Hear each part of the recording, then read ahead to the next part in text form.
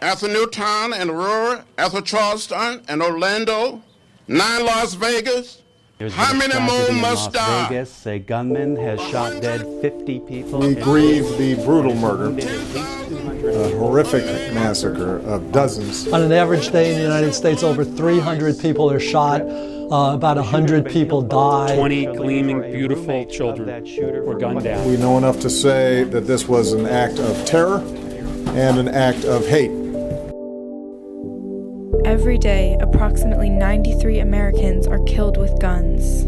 Tragic mass shootings dominate the headlines, and each one seems to be deadlier than the last.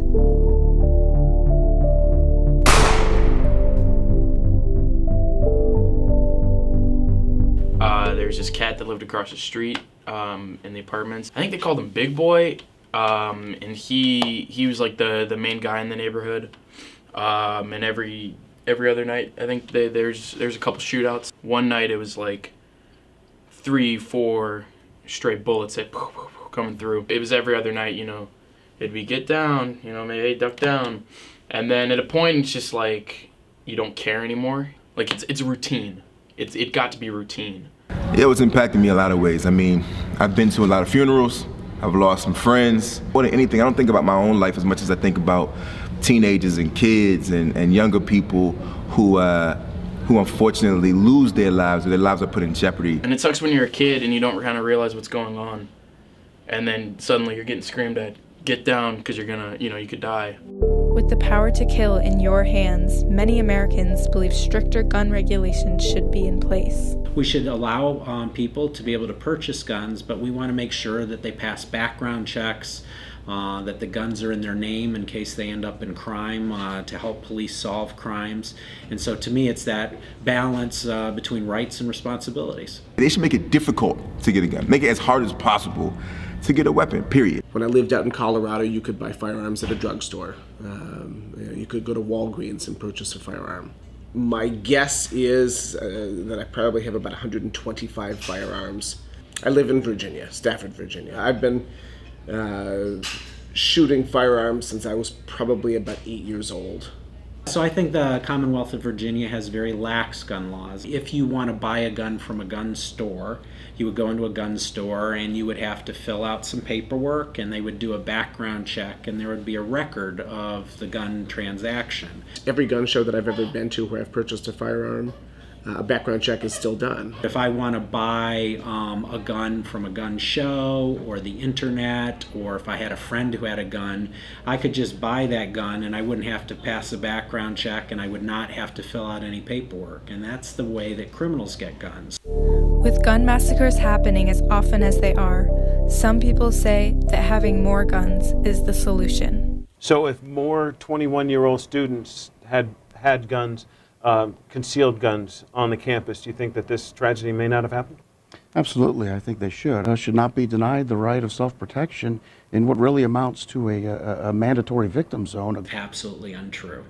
More guns relate more directly in the research we see with more crime and more deaths from guns. You know, the probability, if you have a handgun in the home, that you will use it successfully to deter a thief versus the probability that there will be an accident in the home. To me, the data was pretty overwhelming. Years ago, one of my neighbors, when I was a child, thought that someone was breaking into her house and picked up her husband's .357 revolver and went down the stairs, you know, with it in her hand, shaking because she was scared of the situation. Accidentally discharged the firearm, and there was no one there. And she missed a gas pipe in her house, probably by half an inch. You also see, which is interesting, much more suicide with a gun. If you have a gun, guns work. And if you try to commit suicide with a gun, you're going to kill yourself like 90% of the time. So not having access to a gun lowers the amount of suicides. Firearms are too often used for the wrong purpose. But as we know, many Americans are still passionate about defending their right to own one.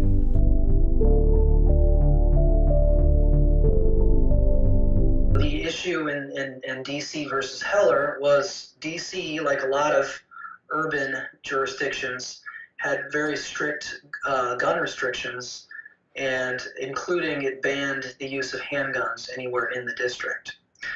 So someone who wanted to own a gun challenged that law, and for the first time that court held that the Second Amendment actually did include a right to have a gun in your home for self-defense. I was probably sitting 6 feet away from Justice Kennedy when he asked the question, and again, we had spent so many hours trying to figure out how to get his vote.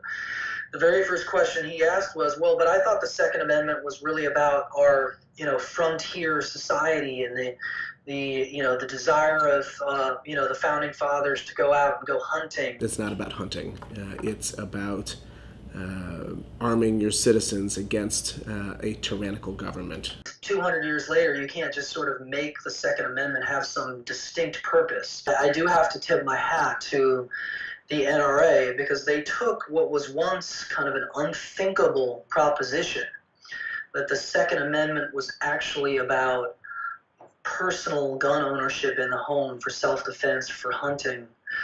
And there truly is very little historical support for the idea that that's what the Second Amendment was about. So there's this arms race. There's really no incentive for the business of gun industry to prevent crime, because people buy guns because of the fear of crime. I honestly feel like at some point, if gun manufacturers have some verdicts against them for millions of dollars for the death of people in tragic situations, that they will take it upon themselves to make guns safer.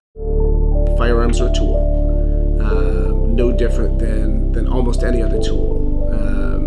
But the purpose of a firearm is to kill.